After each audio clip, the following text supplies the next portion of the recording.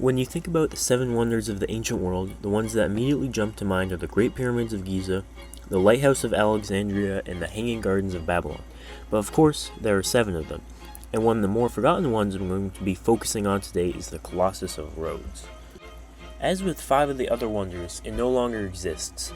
It existed in the harbor of Rhodes on the island of Rhodes from 262 BC to 653 AD, over a span of 800 years.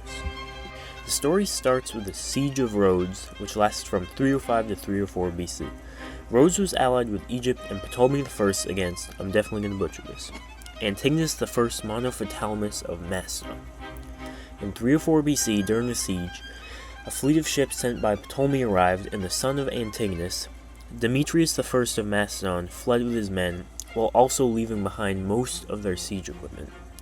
The Rhodians then sold all of the equipment and decided to use the money to build a statue to their patron god Helios. They decided that Charis, a native of Rhodes, should build it. While the siege ended in 304, it took them until 292 to start building it. While ancient accounts differ about how it was built, it is generally believed that iron bars were put up and bronze plates were fixed around them to form the skin of it. The interior of the structure sat on a 15-meter-high white marble pedestal near the entrance to the Rhodes harbor. This is another unknown about the Colossus.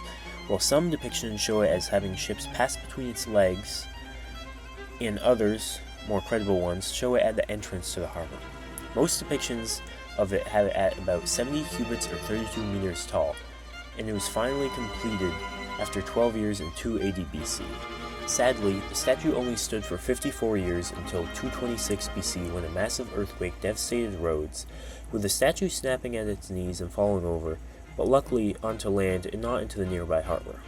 While some people offered to rebuild it, the Rhodians felt as though they had offended Helios and they decided to not rebuild it.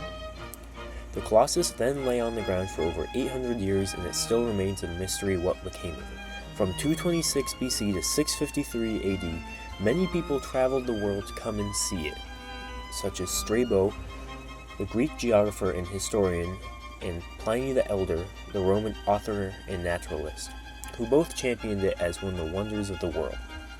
There are many theories as to what became of the Colossus. The most likely include destruction by earthquakes, as Rhodes is very seismically active, or the idea that people slowly melted it down over time. But the most interesting theory states that an Arab force trying to capture Rhodes under the direction of Muslim general Muawiyah I took it away on their ships and sold it to a Jewish merchant who loaded the bronze onto 900 camels to bring it across the desert and sell it. The Colossus of Rhodes has fed imagination through thousands of years, and it still remains as much of a myth as a historical fact. If you made it this far, the video is over. Thank you for watching. Have a great day.